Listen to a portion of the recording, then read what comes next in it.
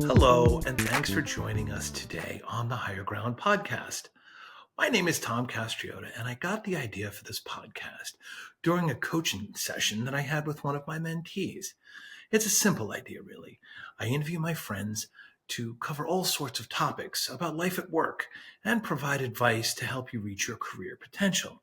So whether you're preparing for an interview, seeking a promotion, or just curious about what's in the minds of hiring managers, executives, or other interview candidates, then this podcast is for you.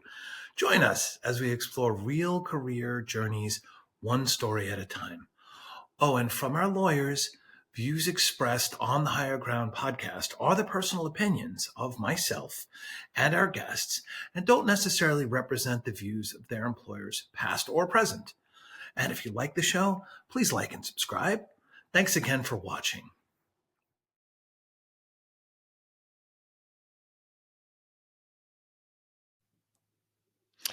Hello, everyone, and welcome to the Higher Ground podcast. I'm your host, Tom Castriota, and with me today, I have Nalini Johnas. Nalini and I worked together a bunch of years ago at a fintech startup company, and recently at a different organization. And but rather than me try to get your background right, why don't you just tell our guests a little bit about yourself and your background, please? Thank you, Tom. Thank you for inviting me to be part of this podcast. Super excited about it. So, a little bit about myself. I've been in the tech industry, worked at several different companies, and in one of the company that I worked at, I had the opportunity to partner with you on several initiatives. I thoroughly enjoyed our time at that time. Same. But as of right now, I work for a retailer leading their marketing initiative. This is about, engaging with customers at different channels and driving traffic, powering the $1 billion business. That's amazing, and I have to believe the shift from fintech and media into marketing now has got to be a different experience for you. It's different because different business companies that I work for, Mm, from marketplaces to fintech mm. to social media, and now a completely retailer. A new space, yeah. Completely new space. It's different business models, uh, the different customers that interact with these products. Mm, So you have to deeply understand the customers and the nature mm. of the business to be able to build solutions that are relevant to the products. I've, that It's a we're very gonna dig into that. We're gonna Yeah. definitely dig into that a lot more. That's great. But first, what I thought we would do is just start off with some, the little warm up questions, a little bit of the this or that. So these are questions I ask New Yorkers, and they're very controversial. So being from California, this should be hopefully a bit easier for you. So this or that. Do you prefer pizza or bagels? Ooh, uh, Okay, that's the usual. That's the answer most New Yorkers give us, which is, ooh, that's not an easy question, is it? well, I love pizzas. I used to love pizzas, but given my diet control, I no Yeah, longer go crave for pizza. Uh, I would I would go for bagel for bagels. because of the different spreads that I like Ah, with bagel. okay. A nice schmear, as they say in the city. That's great. Okay, good. Do you prefer like beer or wine or nothing? Where do you land on that camp? I'm not much of a beer person, so Okay, I would go with wine. and then Anything that is sweet oh, wine, you're a sweet wine. Okay. especially Merlot, red wine, Hmm. that pairs with nice spicy food. Oh, okay. Okay. I'm getting a sense of yeah, that pairing is always nice. I'm more of a beer drinker myself, but especially when the weather's like now, it starts to turn like I like a nice white wine, but we are going out to a buffet today for lunch. I'm very excited. An Indian buffet, which is to me is one of my favorite foods. It's just can be a little too spicy for me, so maybe I'll pair it with some nice, maybe a sweeter wine might Yeah, tamp it down a little bit. yeah. It shouldn't be too spicy food. It's a moderate spice, but Okay. a nice sweet wine pairs with it. But I Hmm. always like with a shortest board and a wine. But Ah, nice, you know, nice. Now your Californian is showing. Excellent. Let's see. So, do you prefer dogs or cats? I actually know the answer to this question, but I'll let you tell the rest of us. um, I prefer dogs. Uh, Okay. I had both cats and dogs Oh, at the time. When okay. I was growing young, we had lots of animals and birds at our home, so I Hmm. had interacted with both cats and dogs. Okay. Dogs are so, and I have a pet right now. He will not feel well, but when I'm coming home, he'll drag himself right there to the Yeah. door to welcome me with his wagging tails. That Yes. completely de-stresses you, whatever the 100%. day it was. So very unconditional love. So Unconditional. that's what I love about dogs. So I would always go Yeah. for a dog if I were given a choice. Yep. Yes. Yeah. Well, it's a preference thing. I had a pup, Charlie Brown, who was as he was getting older, he was just he's an old man. He lived a good long life, and when I would come home and I'd open the door, and you could just hear him growing. I'm like, nobody knows stay where you are. He's like, he had to get up and lift his body up. So I understand. I too am a dog. I also have had cats, but I prefer dogs myself. Um, when it comes to like dining, do you prefer to go out to eat? Do you prefer takeout to bring in, or cook yourself? What's your preference in that space? Oh, all three are great options. It depends on the mood, actually. Okay, okay. When I'm in the mood for cooking, and especially barbecuing, I love Hmm, to stay at home and do it. hmm. Staying at home gives you fresh food. You prepare to your likeness, to the Yes, exactly. surrounding, the friends you are with, the family you're with, so you True. kind of prepare your soul food. So it's very different experience than Hmm, going into a restaurant and having a specific meal. You want to try something different that you wouldn't choose to cook in your kitchen. Yeah, hmm. obviously, you would go out and eat. But nowadays, I've been offering off late. I've been liking takeouts. So you order to DoorDash and you bring it home and you have the same sitting and eat. Yeah, yeah. Um, I like that more. But again, nothing like preparing that simple meal in your kitchen and having a chat at the dinner table for hours together and eating that simple meal. Nothing matches to that. Nothing beats that too. Yeah, yeah. I know. It's amazing to me how popular the takeout service has become. It's just Yeah. the surcharges are high, but it's like the convenience. I don't have to clean anything up. There's it's Yeah. I don't know. I too prefer the at home if I'm not cooking. Yeah, and it's crazy in India. I was Mm, talking to my family. We were doing takeouts, and it was my family was visiting me here last month, mm. and we did a takeout. So, like, I ordered to DoorDash. It took about 30, 40 minutes to come, and they were like, "Is this acceptable for you guys to have 30, 40 minutes for the food to arrive?" I said, "What do you mean?" There, within 10 minutes, if the food doesn't arrive, you get refunded. Seriously, Yes. what city? What or this just across the big This is in cities in India? cities, in the major cities, and it's like you have to have the food delivered within a certain time, Like a and shorter than Wow, exactly. And if you don't get it delivered, they get your money refund back. the amount actually. So they were like Wow. very surprised to hear you guys have a lot of patience for the food to arrive. We are not Meanwhile, I'm that thinking 30 minutes is like lightning. That's hilarious. exactly. Yeah, they opened up a place. It's just I don't know how it's going to do. There's a place in the city called Wonder that they've opened up not too long ago, and they're like these little locations. And when I first thought it, I thought it was like a food court. Like you go in and you can get this kind of food or that kind of food, all these different things. But it's takeout sort of. It's like you go in and it's a The restaurant variety of style. menus. And I was like, I like the variety of menus, but it's just coming from somewhere else to the restaurant. They're not actually cooking in the back. Generally, it's like, Yeah, all right, I'm curious to see how this is going to play out because I was ready to go in and pick something and like, ooh, let's look this, a little of this, a little of this. That wasn't it. So I was, we'll see. I'm curious. I love people try new things. It's always yeah, exciting. yeah. So the last one, I think it's been a pretty consistent answer, but I'm going to ask it anyway. Um, do you prefer the in-person interview or the, phone video chat type interview first? I prefer the in-person interview, Yeah. because you know you get to interact with the person, in when you have the person in when it is in person. You basically understand how they feel. You can adjust the tone. Mm-hmm. You can change the dialogue. You create an environment for them where they feel more comfortable. They can open up. There's so many things you can fine tune to make that interview is always very tension, right? Everybody Yeah. freezes up when you're going in interview.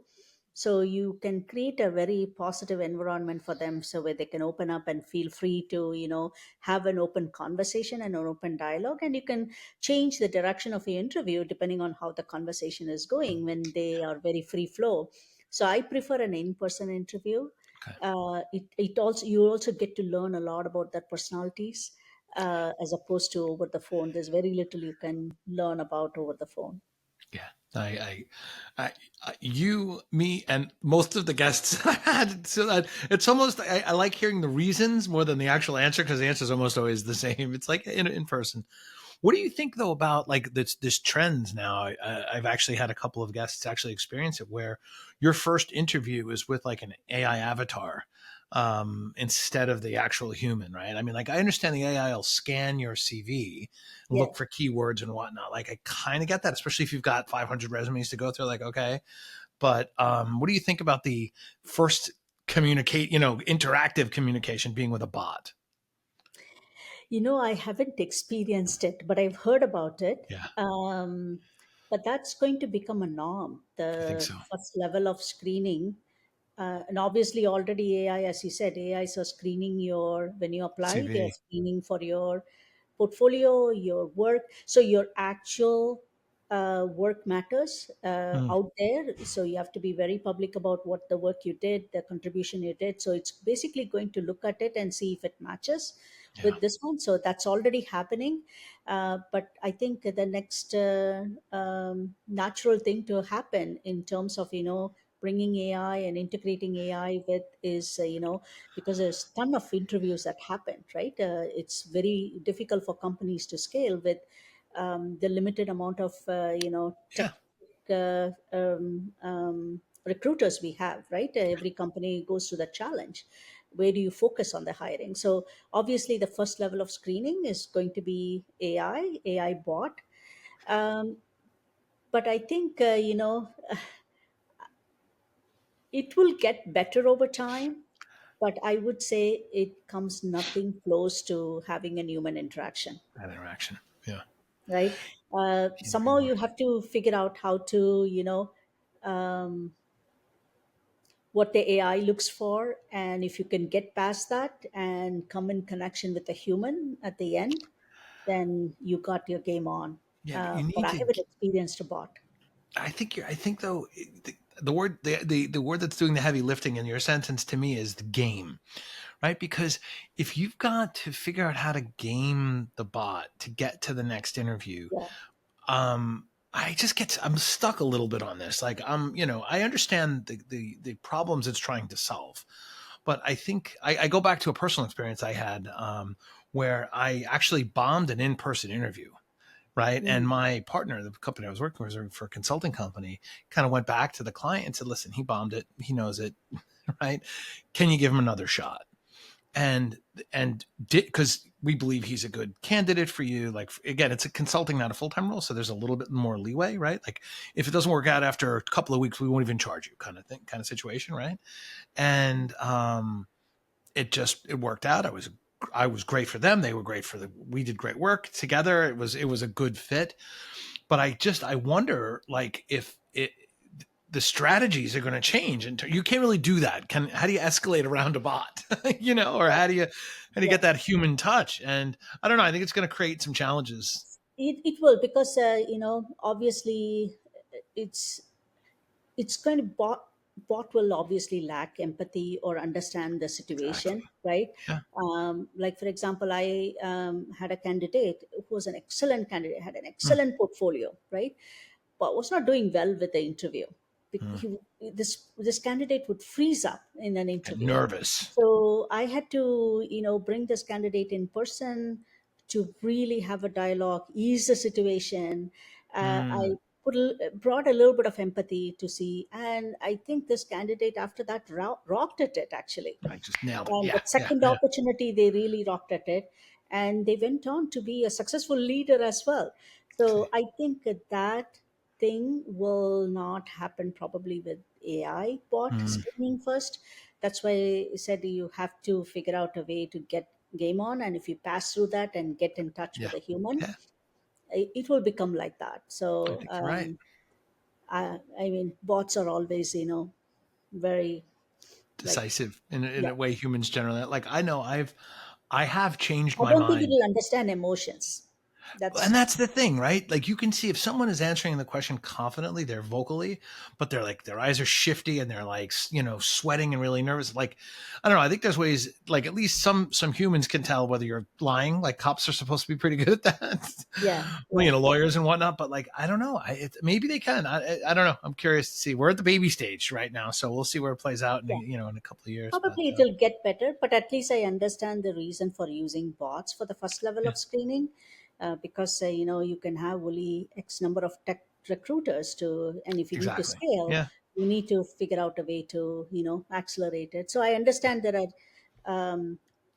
are definitely benefits from it, but again, it will lack the human a empathy human or the touch. Yeah, human emotion aspect of it. yeah. So it will get better over time.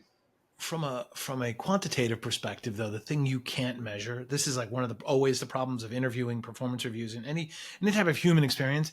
You can't tell after the fact if you made the mistake. Like this great candidate that was filtered out by because he what for X, Y, or Z, she didn't do this or he didn't do that, got filtered out. You will never know that, like because they were filtered out, right? And we can't go back and reanalyze. Oh, look what they did on LinkedIn. They went to this other company. Yeah, but that's not our company. That doesn't fit exactly. So you get into that kind of, did we even can we quantify this? But I also understand like there's now more applicants when you see an interesting job on LinkedIn and you look at it and say like how many people have applied and it's over 500 have applied. It's like I'm not even going to click. That's noise Yeah, in there. yeah. So but well, no, thank you for sharing that. Tell me if you would, could you describe a little bit of your journey? I know you've, I've known you sort of at a level in your career where you were, had a large organization under you. You were, you had large teams, all different. Like it'd be helpful for our audience to understand, like sort of the role, the engineering challenges you face, things along those lines. I'd love to understand more. Yeah. So I started off as a, a as an engineer. My first role as an engineer. Um, I think this was at one of the companies that I first worked at. Okay. It gave me a lot of foundation in Hmm. building that muscle in when it comes to solving technical problems. Hmm. And I think that my manager saw the potential in me. He would put me on challenging projects. Hmm. He would stretch me, so I developed that skill, gave me so many learning opportunities. That was my first step in the ladder. It's very important as managers recognize and give that, the step in the ladder. That was my first step, right? Hmm. Building that technical depth and the technical capabilities to thrive as a software engineer. And then I think from then there on, expanding my ability to coach a small team, Hmm. lead a small team as a staff engineer, interacting with business stakeholders, expanding my horizon, balancing between technical versus business. Hmm. I think that was another opportunity that I got, which kind of set me up into transitioning into my management Mm, role as well. So I think this was a completely new platform that I incubated in a marketplace company. mm, This was a great opportunity that the leadership saw in me, and they said, "Okay, you're going to help, incubate this." And eventually, I got the opportunity to build the team and also manage the team. So this is where I stepped into a management role. mm, There was a lot of learning, transitioning myself from being a technical lead into a management role. But I kind of, as part of it, I also learned if I have to grow, I have to scale, I have to empower the teams, I have yeah. to, give them the ownership so they can thrive and help them grow. And I think I went on to, lead larger teams, Mm, cross global teams, um, and taking on many charter. And within a company, in the fintech company, I grew from being a senior manager to a senior director, that's running a amazing. global company. And and that's where kind of my leadership journey is. Every day is a learning, every day is an experience. Mm, uh, when I work with every different leader, they bring different styles, so you mm, continuously learn from them. You adopt these new things that they bring to the table. So that's been my journey always. It's still a learning journey, never stop mm. learning. I love uh, that. but the growing my path, and every manager leader that I work for supported me in every big way. Mm, Every step in my ladder in my career journey, I would attribute it to one of the leader or the manager that I like work for. on that path. Exactly. And interesting. What would you describe as? I mean, so it sounds like lifelong learning, like that, like from an advice perspective, like you value that in terms of not advice, but like a just an overall philosophy. Do you have other like parts of your leadership philosophy or management style that you'd want to highlight? In terms of my management style, I think as a leader, this is a famous quote that I like about from Jack Welch, where he says, "Before you are a leader, it's all about you, your growth. Mm, But once you're a leader, it's about other people's growth." mm, So that's what differentiates lead. And other thing about leadership is a mindset. mm, It's not a promotion. It's people think of, I come from a culture where, you grow up the ladder, it's a promotion, they thrive in promotion. But to me, with the exposure that I had, leadership is a mindset. It's about, when you see a problem, you jump on it, you own mm. it, you drive it, you be a change agent. So leadership is like, you want to mentor somebody, you want to coach somebody, you see a problem, it's a community thing, you're Yeah. taking the initiative to drive it. So leadership to me is a mindset. Leadership is also about, empowering your teams, right? So you have to help them grow. You have to, Sure. setting the vision, setting clear objectives, Yes. clear accountability, clear ownership. Then you let them go run with it, right? You give them the support. You help unblock any barriers that they are running Mm, into it. You find what works for them, where they are lacking, give them opportunities to develop those skills.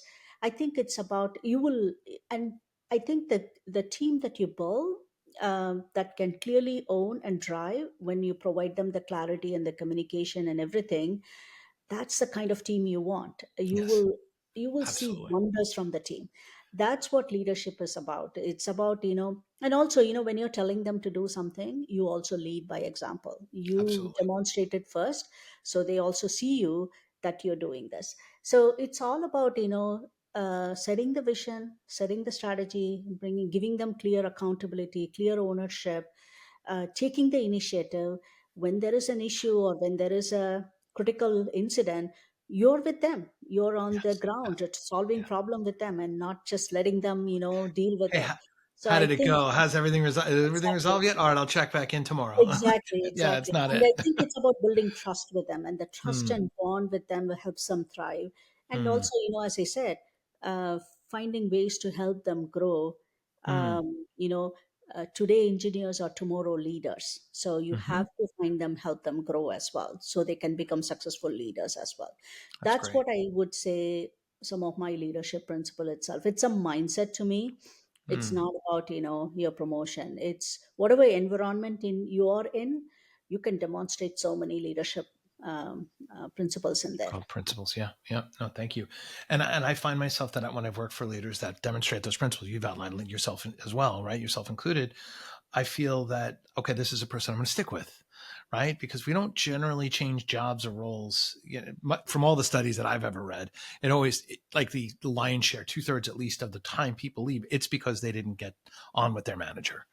Yeah. And I think there's a mindset in young, or not young's probably not the right, inexperienced managers or new managers or managers who you need to at some point let go. Like you have to let your team, like you said, you empower them, you give them the capabilities, you make sure that you've got their blind spots covered where you can, but then stuff's going to happen, right?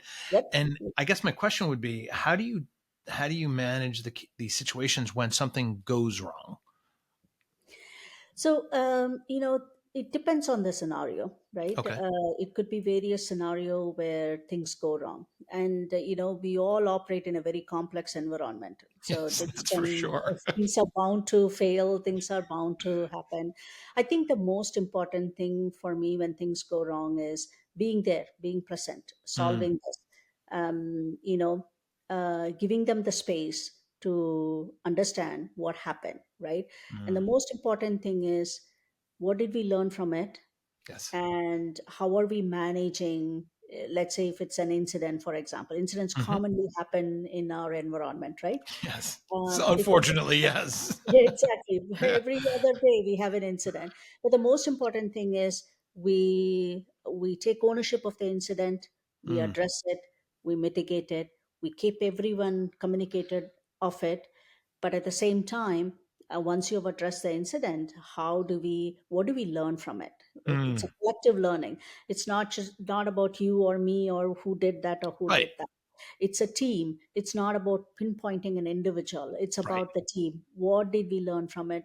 What can we do to make sure this doesn't happen again? So the Yes. most important thing, sometimes team ask me like, hey, when this incident happened, is this going to show up in my annual review? I said it's not about showing up in your annual. The most That's important good. thing I look for is, how did you reflect on this incident? What did you learn from it? What Mm, action have you taken so that we don't run into this again? So that's the most important aspect.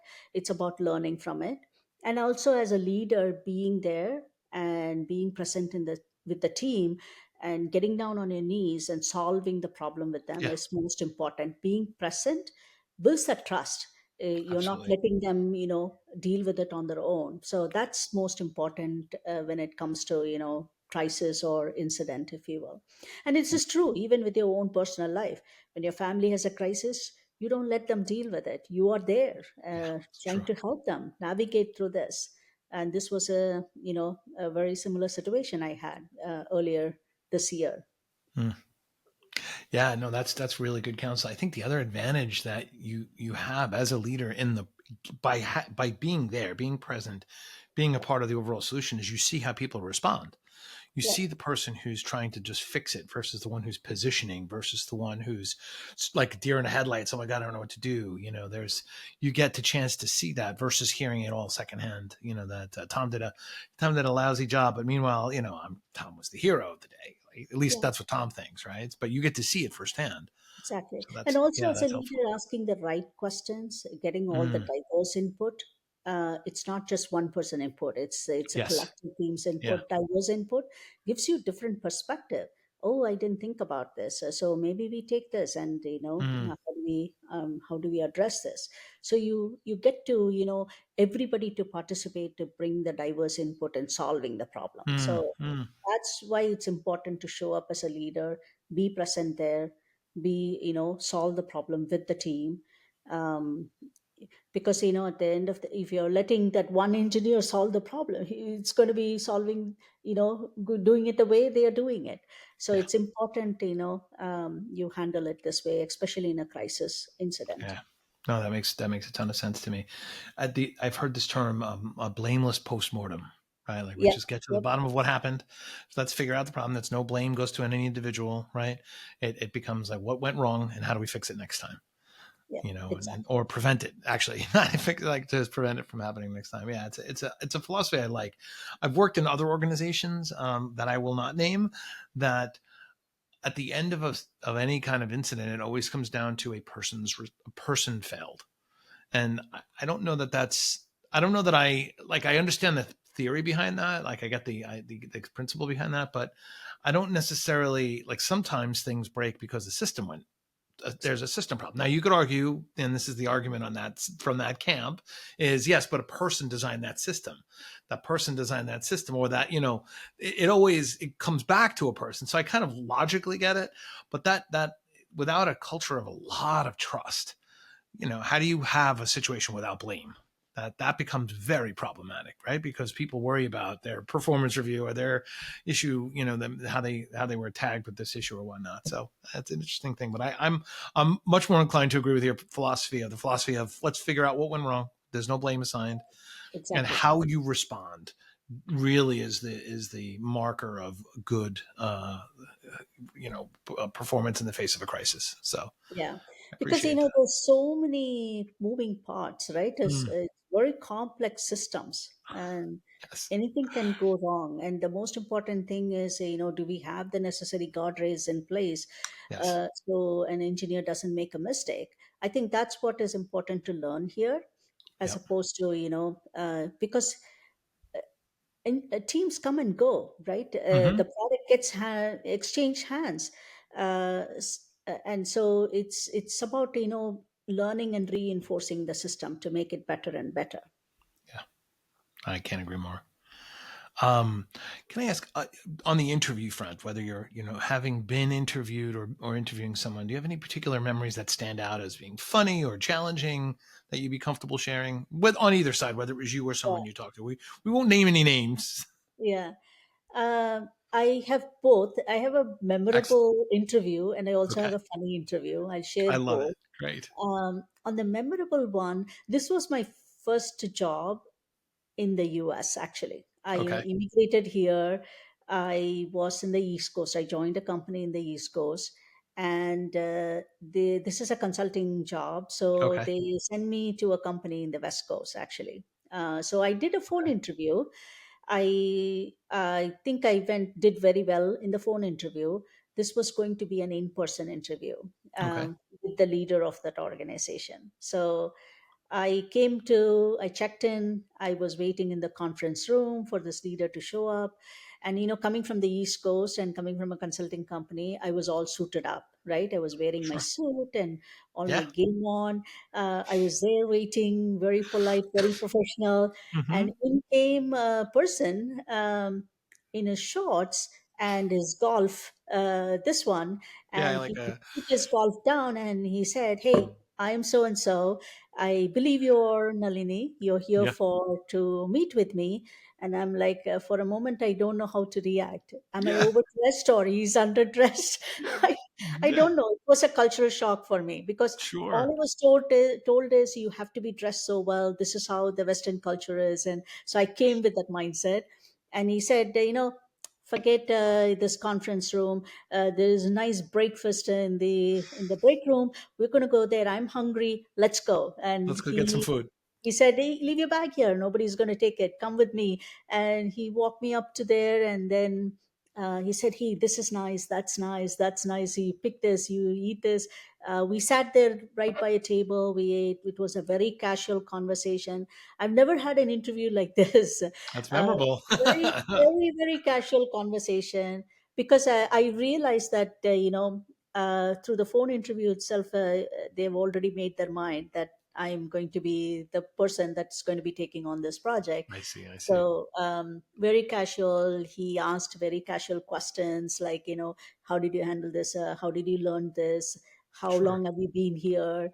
Interesting. Made me very, very, very comfortable. And then he said, "You start tomorrow. If you want a week to learn about this area, and then get accommodated and start whenever you want. You start." And by the way, you don't have to dress like the East Coast. This is West Yeah. Coast. You Yeah. can dress Yeah. very casual. It's That's up to great. you. That's great. So it was very, very, Like very felt very at ease. It's nice. it was my first interview into a company and the best, I would say. That's Um, that's hard to it's beat. exactly. And every time I see him, I would smile at him, and I would tell him I was so embarrassed. I was so dressed up. Yeah. um, but the funny interview was it. I wouldn't say it is so. It was funny, but at the same time, it brings a lot of nuance into it. This is where I would say AI may not detect it. This was Mm, right around COVID time, mm, uh, where a lot of hiring was happening. During COVID, there was lockdown. People were working remotely from their yeah. home. Nobody was in office. There was a lot of hiring, accelerated hiring happening in India at the time. And India was going through a serious COVID period at the time as Mm. well. It was a And I terrible time. volunteered to help with accelerating the hiring. So I was Mm, helping another leader. So I took on some of the interviews remotely as well. So this candidate that I was talking to, he was from a remote, one of those villages in India. And, people have, come from different walks of life when it comes to, Asian countries. And I think, living in a village, it's a small one bedroom with a small living space. The entire family lives there. There's mm. no, like, you have your own office space or Yeah, office yeah. room where you can lock down and take your interview. So he has to figure out a way to take this interview in that environment. So he had a Oh, I small see. table by the corner of the living room, and he was trying to take this interview. And his grandmother saw talking to me, and he saw this. I'm an Indian of, and on the interview, on the this one, she came and stood right by him, and she was smiling at me, and he Just like was like over his shoulder kind of thing, over right? his Like, shoulder, right behind him, over his shoulder. I And love that. he was like, can you please go? He was begging her to go. And I said, don't worry about it. Let Yeah, your grandma be there. yeah, yeah, It's yeah. okay. She's there for the whole interview. Ignore her, That's and I will that's ignore so her. amazing. And I understood the situation Of he was in, course. right? Because, they don't get a lot of space. It's a very Yeah, small yeah, space they are sure. living in. That's where everything happens. And he's trying to survive within that environment and try to find this job as well, right? Yeah, So I was very compassionate. I understood the situation immediately, and I accommodated. that's Turned out great. to be a great candidate, actually. And Good. the interview, I relaxed him and I said, don't worry about your grandma. She Smart. was doing all kinds of action, like, oh, you're so sweet, kind of. Yeah. Yeah. And That no, it's please. as I said, this, if an AI bot was to take this interview, I don't think it will detect this. That's a huge difference Yeah, between the that's a human. really good point. While I was in the middle of the interview as well, there was a vendor, vegetable vendor. He also stepped into the living room and he was asking him, hey, do you want to buy any vegetables? So the environment they were in, like, is like that. You can Yeah, yeah, really, yeah. this one was so hilarious, the whole That's interview. hilarious. But I could feel the nervousness in the candidate. Sure. He was like super embarrassed, super. I said, "There's nothing to be embarrassed about it. Yeah, I think what matters is how you're responding to my that's questions, right. and we are going to have a casual conversation." This was an initial screening just to see, Yeah, the candidate has the grit. So don't worry about it. yeah. Once I made him at ease, he was okay with it. But Just the complete environment was that's like, was wonderful. very different, very different. That is absolutely wonderful. I can't like I just can I I trying to picture as a younger person, right? If my little old Italian grandmother had showed up behind my shoulder, like I know it's completely like she's been passed for many years now, but I could only imagine what she would say because she was a character, and like I could just picture her not just standing quietly. She'd be like, "Well, she's not being a nice. That's not a nice question." Like I could see. Like anyway, thank you for sharing that. That's wonderful. I have to say, um, that's great. That's a great story. Thank you for sharing. You've sparked so many thoughts around. Yeah, but it sounds like the candidate really what they demonstrated was their ability to handle an uncomfortable situation, Yeah, and you exactly. put them at ease, which is a testament to you as an interviewer, and they Yeah, were able to get through it, right? Because you could see that have gone in multiple different ways. So, yeah. It was have you more been important for me to put him at ease and absolutely make yes, sure by focusing on the initial screening, sure, and you know blank himself away Yeah. from all, block himself from all the Just surroundings that is this. happening. Yeah. There's nothing under his control. He's just Sure. living in everybody is locked down. He can't even go to a cafe and take an interview. Take a call He there. has to Yeah. be Yeah. there Yeah. in that Yeah. living space. And his grandma, I mean, as much as his grandma wants to be part of the interview, so be it. Yeah. Um, No, you rolled with it, which is great. That's a testament to you. That's terrific. Have you been in a situation where either like this is a question I ask I've struggled with on both sides. There are sometimes where I've wanted to hire a candidate or the team has wanted to hire a candidate and we're not aligned. Either I think they're great and the team's like, I don't know about this person, or vice versa. You're like, I really like this person and the team is like, we don't know. I love your thoughts around handling that sort of conflict or dissonance where you don't necessarily line up with your team. hmm. I, I I'm trying to recollect if I had a situation like that. Um, I think I think there was one time there was. I think every all of us said higher. There was one person said no higher. Okay. Right? You usually get those recommendations and Yeah. feedback after everybody has touched that interview. Usually, what I have is like a rubric. We cover a set of areas, right? Like one Mm, person focus on the technical, one person mm, go focus on the coding, another person focuses on the projects, the versatile projects that they worked on, and the problems they have solved. Another person focuses on the behavioral aspect. mm, Everybody from their angle said higher, right? mm. uh, the person from the behavioral aspect said no higher, right? Interesting. So I think the point that the interviewer brought up from the behavioral aspect is everything checked out for me, but there was one thing is this person insisted that they would prefer doing things on silo. Oh, I think that's not a great thing to hear because we all work together as a team. it's a team. If a Sure. person is going to be say, hey, I like to do things independently, leave me alone, I've got to solve things on my Interesting. own, Yeah. Yeah. that may not work well as a culture for the team. Sure. um, I think is that coachable? Is that trainable? Maybe that the person is thinking to demonstrate themselves. Sometimes and they say I can solve things on my own. Yeah. I don't need a lot of help. Is to show hey, accept It's like, myself, push myself to. They might be overlooking the fact that teamwork is important, right? yes. I think clearly. I So this is why we go through the rubric and make sure every box is checked and everybody's input is Mm, taken. But I think we debated back and forth on this, and we said if we had a very similar incident in an existing team where mm. one person would always do things in silo and the rest of the team would like, what just happened, what rolled into production, nobody knew about it. Oh, We don't want a similar person which will sure. disrupt the culture of the team. And I think we debated a lot about it, and we said Mm, okay, even if the team has to scale and grow, it's important they work together as a team. If one person absolutely. is going to do things on a silo and be siloed from the rest of the team, it may not work very well. I always, a team is, the analogy that I try to draw is like, have you seen this boat race where 10 people on one side and 10 people on one side, or the other side, they are running a race, a boat race. Yeah. All of them has to work in coordination In to win unison. that race. If Yes. one person is rowing a different direction, the boat is not going to pick up the speed and win the That's right. race. That's why it's important that everybody works together as a team.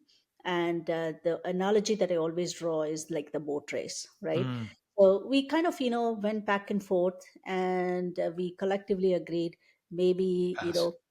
candidate was fantastic, Hmm. technical rock star, knocked out of. We gave a very complex Interesting. question, knocked it out. Just knew But it. that one factor, we Interesting. noodled on this back and forth, and then we decided maybe not. Did you Uh, bring that candidate back in for that? Like, was there an opportunity? Sometimes it's not an opportunity to ask them, like, hey, we followed up. We like all these things. Tell me about your operating independently versus as a team. Did you give them that chance to explain or? we did have another interviewer talk to the I candidate see. about I see. some more behavioral questions, Yeah. and there were a couple more red flags. There were other flags like that that Yeah, were like, there was a couple more red flags, and we yeah, decided maybe not. We will pass this candidate, but we were like, it's oh no, hard. It's hard we when they're need a good. candidate like this on the team. Yes. But Yes. I think that one aspect of working together as a team, It's it's huge. important for the culture of the team. No matter if you're, I always hire for potential as opposed to rock stars, Mm, right? You can be the rock star, but if you don't gel well with the team, it's going to yeah. disrupt the DNA of the team. Can't agree more. But we were on on a wall for a while, and then we had to get somebody else outside of our organization to have an unbiased conversation with a candidate. Ah, And I think they also came and said there is some red flag here.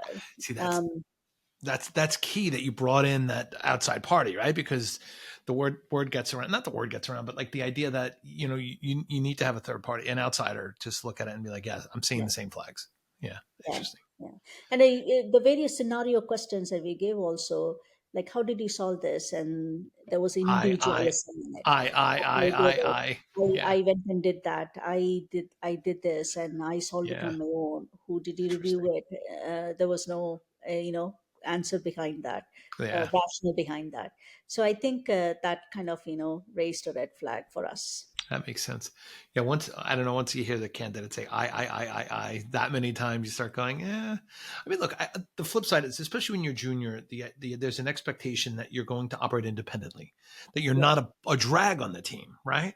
But you can be independent and be a collaborator. You can do both, but ultimately, like you said, you've got to fit in. It's a team, and if you're stuck, or if you want to mentor somebody else, you've got to be able to go, I need help, or let me help you, and no, I appreciate that. Yeah. Thank you. That was really insightful. In that process, we went through a lot of the kinds of things I was curious about, like, talking to the candidate, giving them a second chance. What are the things you look for in a candidate along those lines? So I appreciate that. What would be a question that you wish someone had asked you earlier in your career, so you were more prepared or gave you insight, as an interview candidate? as an interview candidate myself. Yeah, for yourself. Like somebody Yeah, might have asked you a question and you went, "Oh, that's a good one. I wish I had thought of that sooner," or that's insightful, or I mean in my throughout my career of interview, yeah, I had some really great questions, and most of it like very practical. What did you do in this scenario? Tell me about a scenario that you had to manage conflict. Tell me about a scenario where you had a failure and setback, and how did you sure. learn from it? Those are all great questions. I think the one question I really like, there were two leaders who asked me that question Mm, is, uh, tell me about the type of work that energizes you mm, versus the type of work that you know you're not so comfortable, or like doesn't energize you. yes. It helps you think differently, right? It kind Yeah. of helps you stop back and think like the environment you're in, the nature of the work, the problem Mm, you're solving, the surroundings. mm, There's so many aspects that you have to bring into it to mm, to explain this is the nature of the work, the type of work yeah. that really energizes me versus this is the type of work I so much doesn't energize me, but I have to do it, and this is how I would do it. It's very thoughtful about it. You have to be. Mm. I think those type of questions I really like. At its project at Nomura Securities, we had to hire a lot of folks. We decided to out because it was a termed project. It was 2 or 3 year project. So rather than ramping up employees, right, we used consulting, and it got to the point where we were just trying to. There were some filtering questions we were creating, and they were not. I'm not proud of them. There were some of them were just silly, and like in hindsight, I regret not that I regret. I learned from it because people could be very creative. Or one of my favorites was why are manhole covers, the cover on top of this manholes why are they round? And Mm, there's 5 or 6 answers you can give, right? The only wrong answer is I don't know, or take a guess. yeah. But one of my favorites was if you had an elephant, where would you hide it? Mm. And honestly, I know I covered this in another podcast, but this one makes me laugh to this day. There's only one. There was candidates would say like in a pool, in an empty pool, behind a building, in an alleyway. Like, oh, they were all fine. All the answers were fine, but only one person really nailed it. He said, "Hide it, hide it. I have Yeah. an elephant. I would Yeah. ride it around town and tell everyone I have an elephant." I'm like, that's the right answer. Yeah. Yeah, Exactly. Exactly. it's the But out of the box I think there is a thinking. reason. It brings you, you have only 30 minutes or 40 minutes with a Yeah, yeah, candidate, right? yeah. It's true. You want to, because when you read their portfolio or when you read their Yes, resume, it doesn't tell a lot about them. It tells about their work, right? sure, How successful they have but not been. the It person. doesn't tell about their, you know, do they freeze up in pressure? Do Yes, they their emotional intelligence? How do they handle yes, conflict? Their personality? Do they work as a team? yes. Those things you don't get to learn from reading their portfolio. That Oh, yeah, 30 minutes you want to spend time talking about, you know, their scenarios, various yes, scenarios they have been, how they handle that scenario, to really know, are you making the great hire, the right hire into yes. your organization. So these questions are great. It's fun to Yeah. answer those questions. One, you sparked a memory of mine. I distinctly remember one question. I met with like the chief operating officers. I was considering moving, and I was interviewing at a bank in Virginia from New York, and I didn't end up moving. I like the company, I like the team. I just couldn't bring myself to leave New York. This is Tom, and he asked me this one very good. What are you most proud of? Mm. And I was like, that is a really great question. Like, what is your greatest achievement? It was like, what is the greatest achievement or an achievement you're most proud of? Something along those lines. And it just came to me, and I gambled on this one. And I don't know. Like, for me, it was at that point in time, and still to this day, probably it was my children, like what they've grown up and the kind of citizens they've become and the kind of things that they've done and their accomplishments, etc., had nothing to do with work. Right. It was Mm. not a work related thing. It was a very Yeah, personal answer to me. And then I paused and I was like, oh, wait, did you want a work answer? And he goes, no, that was perfectly fine answer. I was like, okay, yeah, but like right away he learned a ton about Tom at that point in time, right? Because I was just very honest, and not everyone has the opportunity to talk about their kids that way, or their, but it could be about relationships, it could be other things that they've done outside of work. And it was, I think, what won over my interview in that particular moment was the fact that it was so honest, and it was very much from the heart. yeah, And when you get that connection to a candidate, I think that you really get to know who that person is. And if they yeah, tick all the other boxes, right, yeah, they're not going to hire them because they're nice, but they've got all these other things that becomes something that, it's a differentiator, exactly. There was this one question I recall now. This one leader asked, you know, what was the best advice you received, Ooh, I from like that. whom, I like and what have you done about that till to date? that. Ooh, it gets better. So That's it great. even gets better. It's not only Yeah. receiving that one advice. What did you What do did you do about with it? it? Yes, It yes. was very thoughtful question, right? Mm, It goes to show that when I give feedback to this person, is this person taking that feedback and acting yes. on it? That's what Yeah. this is about. Yes. It was a very thoughtful question. I use that question sometimes with some of Yes. the candidates that I interview. That's good. Can I hear your answer? How would you, if I asked you that question now, what would your answer be? If I recall, my answer would be the best advice that I received from my mother, I Mm, would say. And the three things that she said: hey, opportunities doesn't come knocking your door. When it comes, even if you're not confident, just take it. Unless you try it, you won't know it. that's But the great. most other important advice she always told me is, and she did like three masters, right? Oh, wow. Never stop learning, Nalini. Never stop Mm, learning. Always be curious, always be learning. love When you that. stop learning, you stop growing.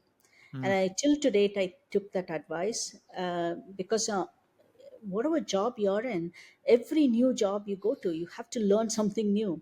So the more curious you are, the more you will learn. love that. So even recently I did my executive MBA, and I think the background behind it also is the inspiration that came from my mom, right? That's great. She's like, it doesn't matter.